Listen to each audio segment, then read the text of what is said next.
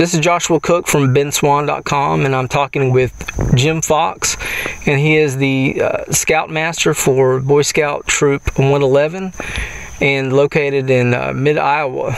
And earlier this month they went out and they did a camping retreat along the Alaskan-Canadian border. And Jim Fox, first, thanks so much for letting me reach out to you. And I just want to, maybe you can tell the audience exactly what happened at the checkpoint.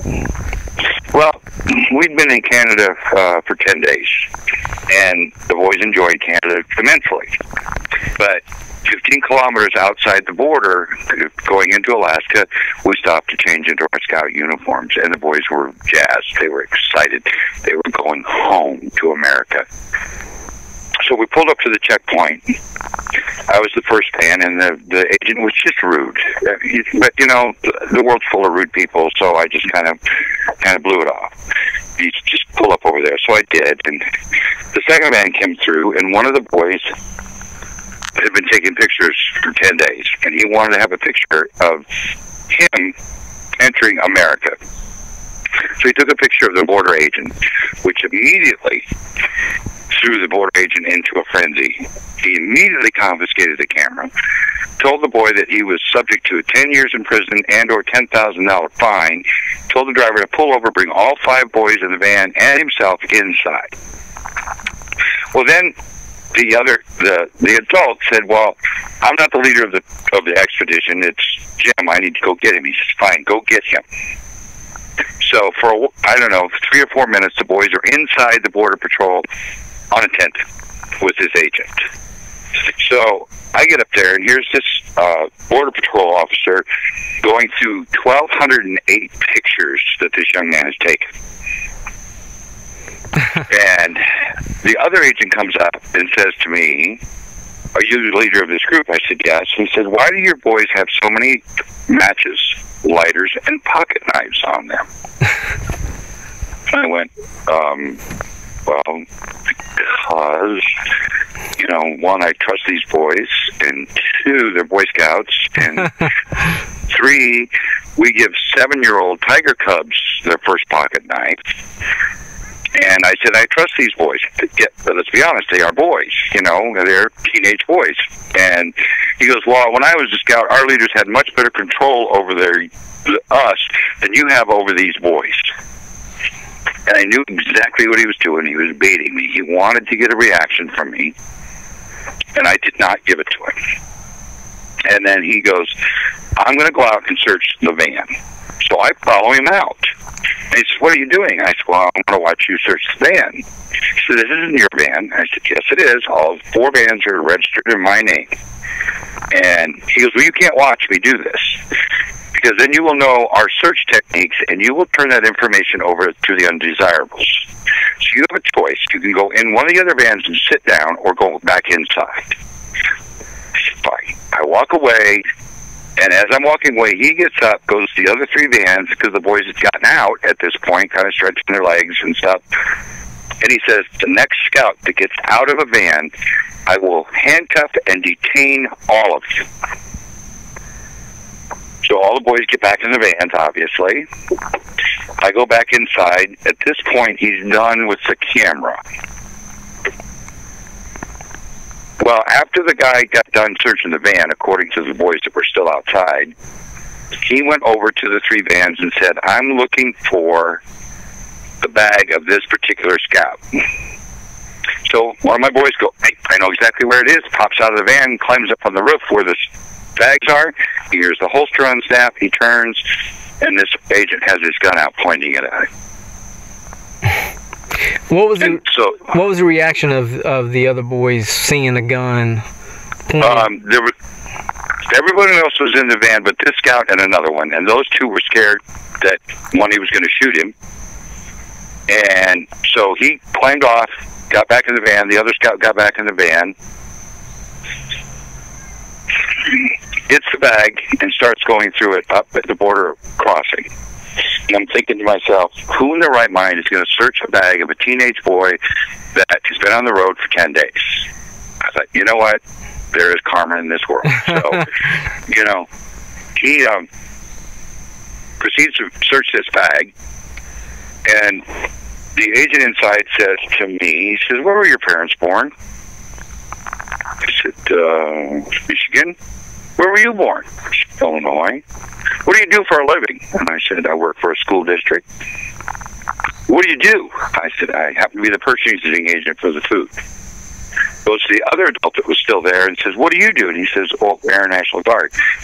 "Part-time, right?" He goes, "No, I'm full-time Air National Guard." He goes, "Well, you can leave, and those other 4 boys, they can leave." So they leave, and what I'm thinking is, the only way he knew those boys had pocket knives and lighters in their pockets is that when we were not in there with them, he searched them. It's the only thing I can think of. And just to describe, what are these boys? Do they look intimidating? Do they look like domestic terrorists? They're in Boy Scout uniforms. They're sitting there scared to death. Now, you said they pulled you over. They searched the bags. One pulled a gun out. Here you are. You're doing patriotic Americans. These boys are Boy Scouts of America. Right. Did you feel at that moment? Did you feel like it was still America? No, I didn't, and neither did the boys. Now, you made a statement to the media. The boys were unnecessarily frightened and intimidated. Yes. And then you say, when do we Americans decide enough is enough? That TSA and the border guards are a valuable asset to the safety of this country, but to have such Gestapo tactics against a teenage scout is uncalled for. That's true. That is true. And I've taken these guys on more than one trip. I've taken them to Florida. We've flown through Miami, Fort Lauderdale, Orlando, Key West, and every time we fly, whether it's flying out of Des Moines, whether it's landing in one, and flying back out, the Eagle Scouts that I have with me are taken aside, and they are going through a full search. Their bags are emptied. They're given the full pat down. Their belts are taken off. They're patted down. They're run through scanners. In Orlando, we had one of the Eagle Scouts was, believe it or not, I'm shocked they left his clothes on as much as they patted this kid down. He walks away after they're all done, drops his boots. An Orlando police officer came up to me and another leader and said, "I don't know what happened. I don't care what happened. But if that boy doesn't calm down, I'm going to arrest him and remove him from this airport." And I said, wow. What did he do? He dropped his boots in a threatening manner. I'm like, okay. I have less than 20 minutes to get to our flight. I have got 24 boys sitting at the gate waiting for us. I really didn't have a whole lot of choice but to go, great, we're leaving. But that's what's happening. That is what's happening. I mean, and then when he brings out this kid, the guy who took the picture, he gets his eyeglass case out of his bag, and he scrapes it for drugs, puts it in that little baggie with the liquid in it, and you know how they shake it to see what kind of drugs are there? Mm-hmm. He doesn't shake it, he just flicks it with his finger. And he says, "I suppose you wonder why we're doing this." And I went, yes. He goes, "It's our job to protect this border. It's our job to keep the terrorist," as he's pointing at this 15-year-old boy, "from crossing into America." Wow. And he said, "You cannot take a picture of a federal agent. You cannot take a picture of a federal building. It is the law that you can't." And I'm thinking in my head, I don't see any signs. I don't see anything that says this. But again, I knew he was baiting me. And he was waiting for me to get in his face so he could, right. Arresting a 15-year-old boy, he wasn't going to, get anything. But the adult, he could take down. Yeah. And I knew we only had 4 drivers. We only had 4 vans. What was I going to do with the boys that were in the 4th van then? What was I going to do with that trip would be over. We'd have to be contacting their parents and, look, you got to fly up here to Fairbanks, you got to pick them up, on and on. And that wouldn't be fair to the boys. So when we left, when he finally let us go, out of the goodness of his heart, by the way, he says, I said to the boys, put all your cell phones in your pockets, get in the vans, don't say a word. Just get in, let's go. We get to 3.5 miles down the road, there's a campsite there. The boys are exhausted, they haven't eaten. The next town's 90 miles away. The people fed us and got us a campsite. And I sat with the boys before they all went to bed, and I said, now listen, don't talk about this. Don't get on social media. Shut all your internet off. Let's just not talk about this. I'll talk about it with you later when we leave this area. Well, that next morning we got up, and there was wireless at this Happy New Year's place. So that's when I posted my message on Facebook.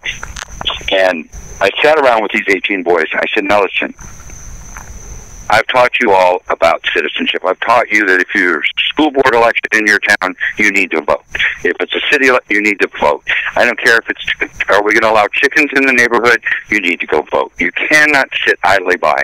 And the problem that's happening here is that we all think we're safer because we can't take liquids on a plane. We have to take our shoes off. We have to take our belts off. We have to submit ourselves. I said, here's what's wrong. That's why this is happening, because we think we're safer now by you guys going through this. And these boys are like, but Jim, we just wanted to come to... I said, I know. You just wanted to come home. I get it. Here's the deal. I'm going to fight. You guys will have absolutely nothing to do with this. I will not anyone talk to you. I don't care. And at that point, I hadn't even told the parents yet which of the two boys were, the one that had the camera and the one that had the gun. Because after I made that post, I mean, all of a sudden everybody's going, was it Mike? Was it Johnny? Was it Bobby? Was it Larry? And I said to all the parents, I said, at this time, we're going to go on with our trip. All the boys are safe. All the boys are fine. We're just going to move on, and I'll fight the good fight. And since that thing, that particular post has been shared, I don't even know how many times it's been shared. Yeah. I thought it was interesting. Senator Charles Grassley I believe he's your senator in Iowa. Yeah, it's true. Right. He said it's outrageous that a border agent would point a gun at a Boy Scout just for taking a picture. It doesn't make sense. Do you think, whether it's the TSA with border, do you think they're like targeting the Boy Scouts unfairly, or you think every American is experiencing I think they're targeting all of us law-abiding citizens, the one that go to work, pay their taxes, pay their bills, raise their families, whether they're in Boy Scouts or Girl Scouts or 4-H or whatever, involved with our kids. We're the ones being targeted. Now, let me ask you this. First, as far as your Fourth Amendment right, unlawful search and seizure, do you think that, you believe your Fourth Amendment rights were violated? Oh, totally. And they knew there was only 4 drivers. They knew we only had 4 adults. They had me by the, proverbials at this point. And the one adult who was stopped in the original van said to me later, he said, I'm glad you handled it. Because I'm not sure I would have been as calm. I said, well, if these guys hit this border crossing and think I'm going to shut up, I have no intention of shutting up. Let me ask you this. Is there any video footage of this? According to the CBP, there's a 47-minute video that was taken, and it proves to them that there was not one time an agent ever unholstered or removed his gun from his holster. And I said, well, is there any audio on that? And he goes, no, there's no audio. I go, wait a minute. You just told me there's 36 cameras at this outpost, right? Oh, yes. And all of a sudden, there's no audio. No, there's no audio. We want you to see this video, Jim. I said, fine. This was last Wednesday. I was talking to the section chief of the Border Patrol from San Francisco. He said, we want you to see this, and then you can make your own decision. I said, okay.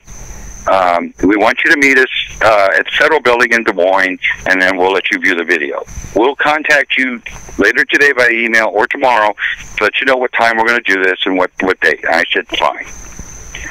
Friday of that week, I still haven't heard from them, but the Inspector General's Office of Homeland Security contacts the Boy Scouts of America here in Iowa and says to him, hey, we just want to solve this problem, so we want to set up interviews with all the boys and their parents, 30 to 45-minute interviews, and we're going to do this at the council office, the Boy Scout offices.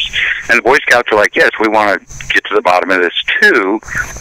So they contact me, the Boy Scouts contact me, and said, Jim, could you set the parents up? And I'll be honest with you, Josh, since I got home a week ago Sunday, I maybe sleep an hour or 2 hours a night.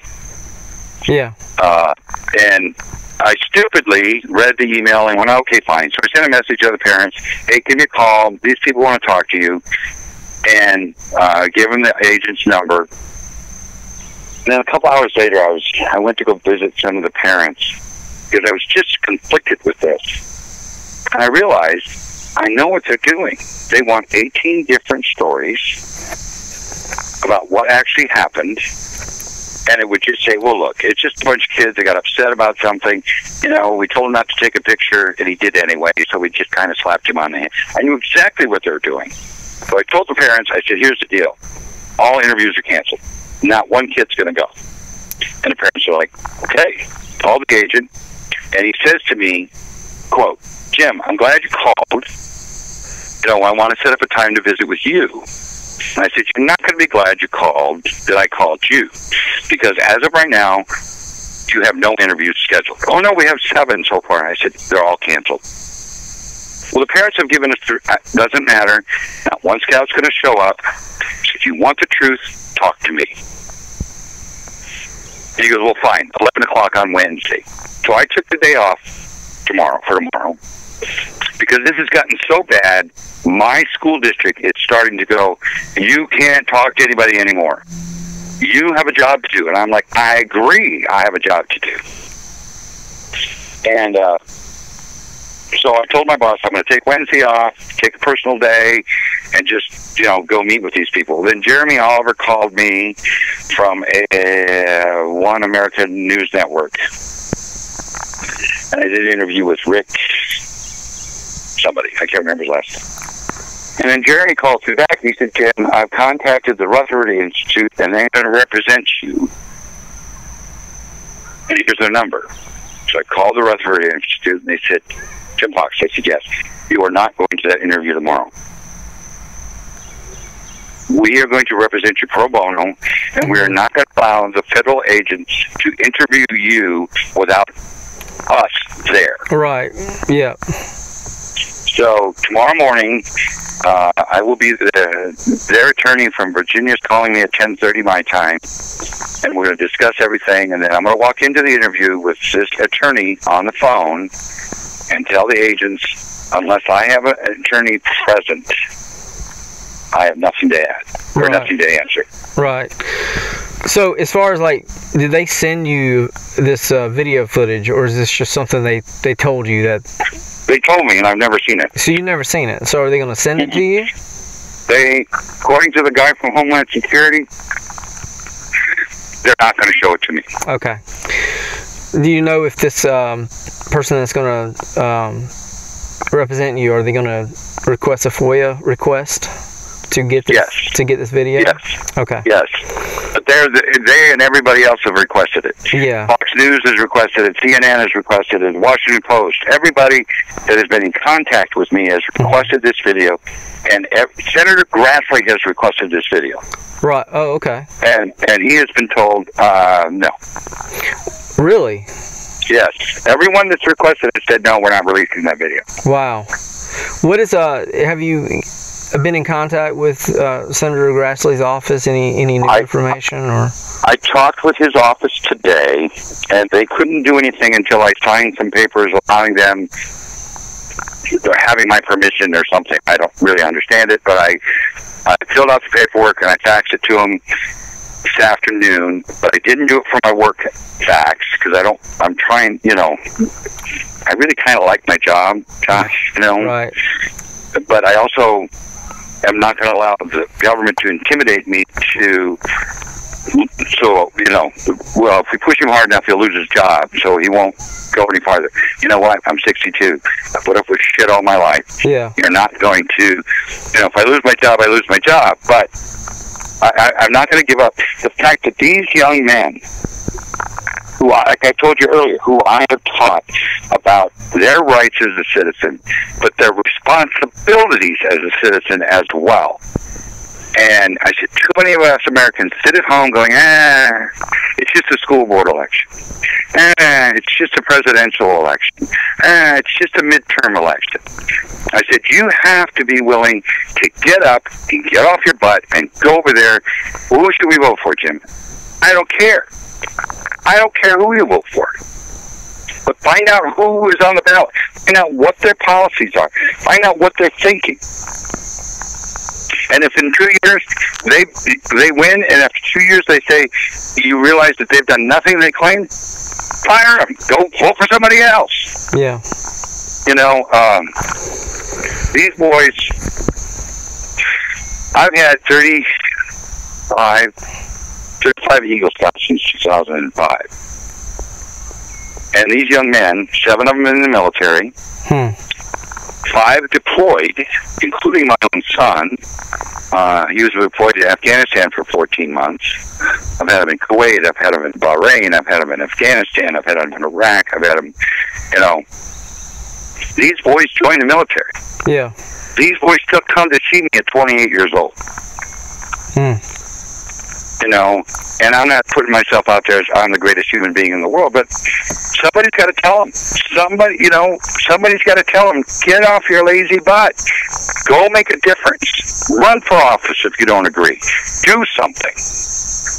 And let me ask you this: in light of the open border, the southern border, the open borders, and the fact that drug cartels are able to go back and forth, no guns pointed at them. But they want to focus on keeping Boy Scouts, out and intimidating. It sounds like they were trying to start a fight with you. Just in light of that, with everything that's going on, they choose to intimidate and bully one of the most patriotic groups, in the nation, like you described, the Boy Scouts of America. What's your thoughts on that?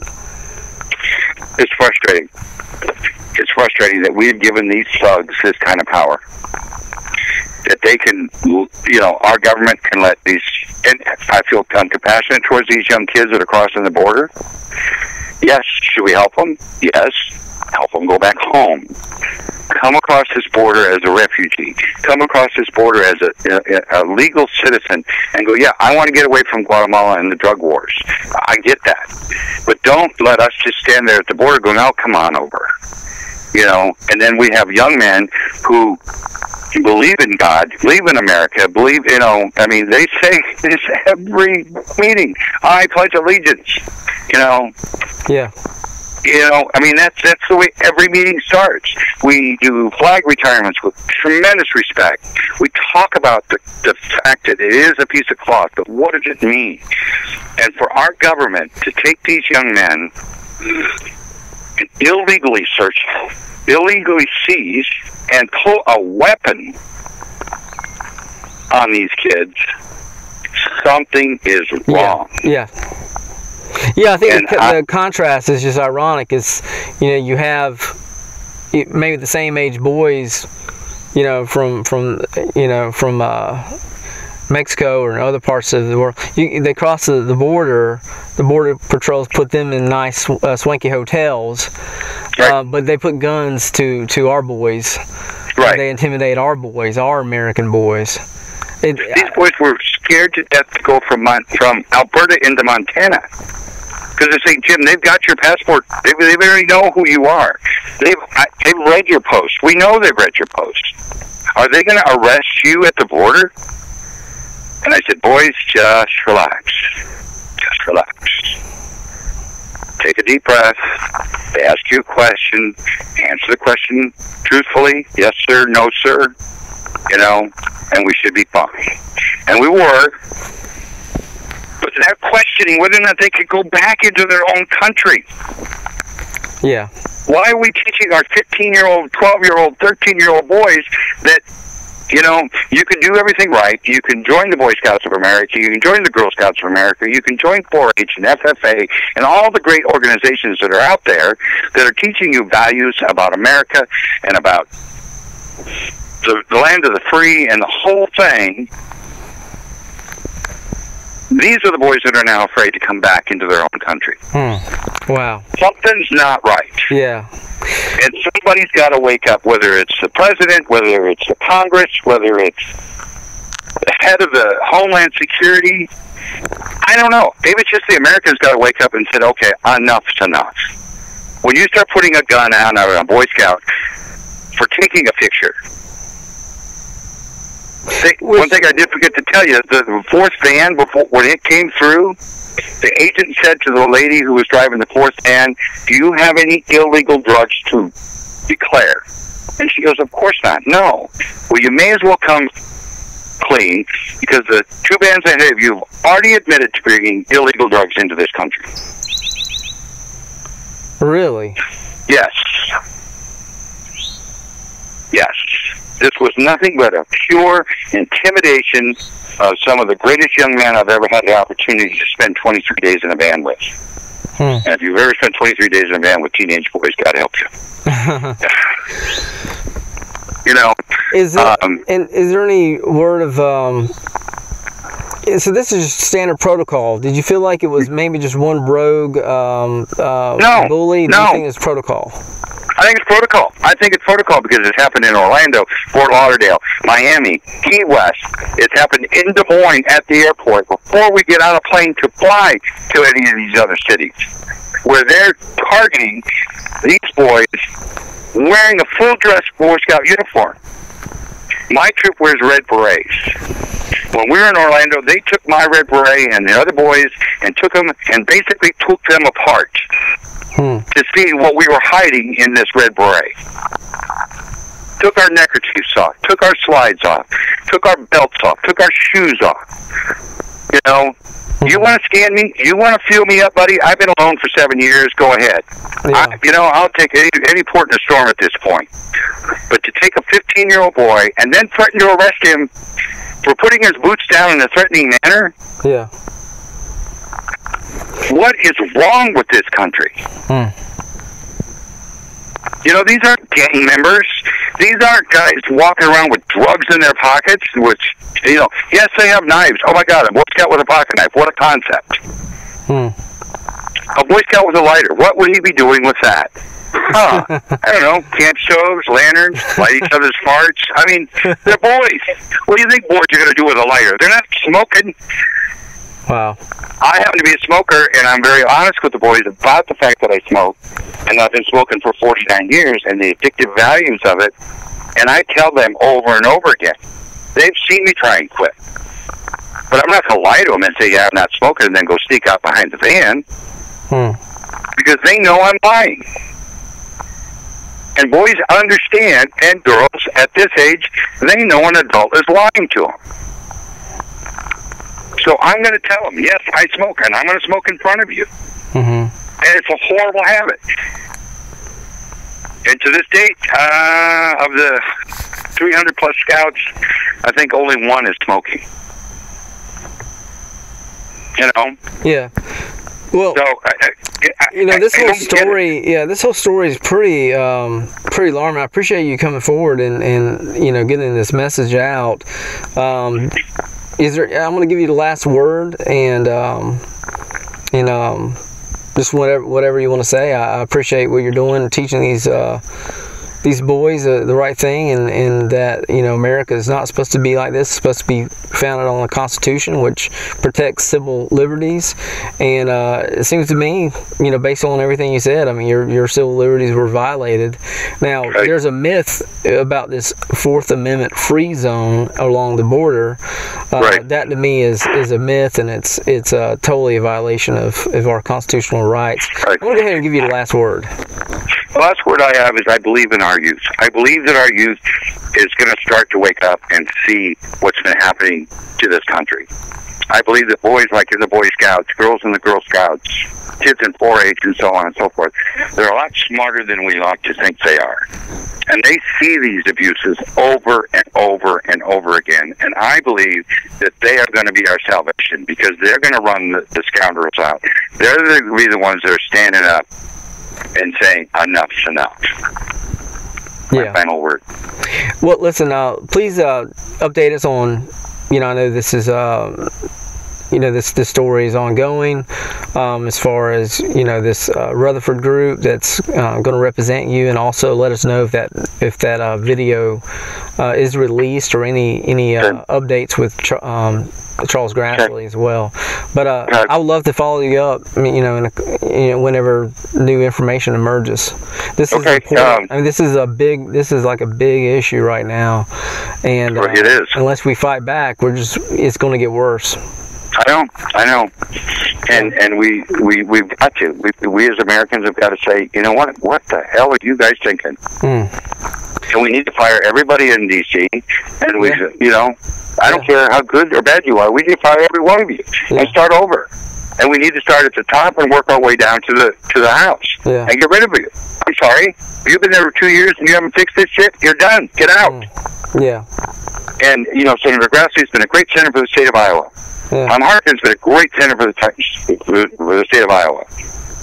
The people that are putting up to run against him, I mean, they want to be there 30 years too.